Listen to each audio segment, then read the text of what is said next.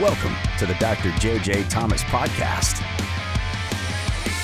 Hey everybody, anyone who's had knee surgery knows that one of the main goals, especially initially and in general, is to get quad strength back, right?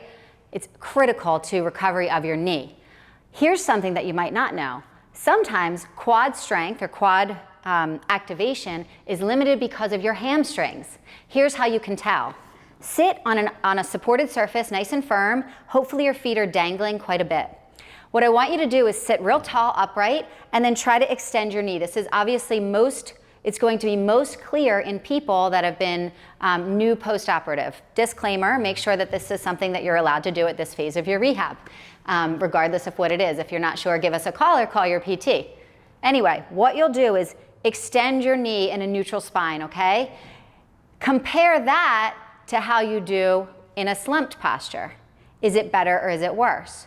Compare that, really emphasize now an anterior tilt in the spine.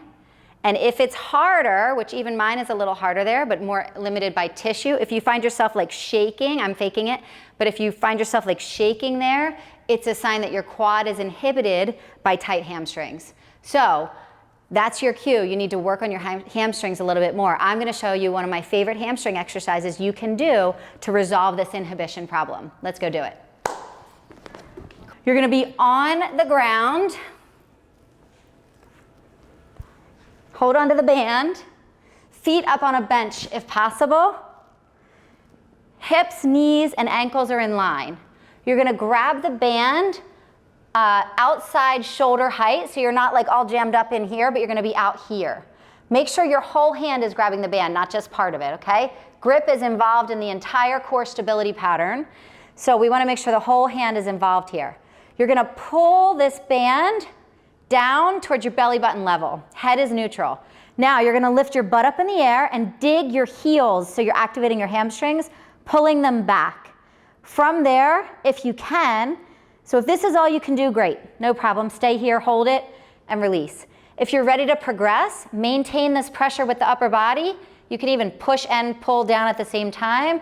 Maintain that pressure, bridge up, dig the heels back to activate the hamstrings, and then drive one knee up towards that same side hand. Squeeze everything. I'm still pulling my hamstrings back. I'm still lifting my butt up. I'm still pushing that band down. Then switch sides. Re-emphasize everything. Band goes down, heels dig back, butt comes up. I'm gonna bring this knee up. Now I'm really driving through my right hamstring and I'm driving my left knee up and I'm maintaining all the pressure. Drive down, pull back with the hamstrings, pull down with the band, keep digging my heel, activating hamstrings isometrically, push.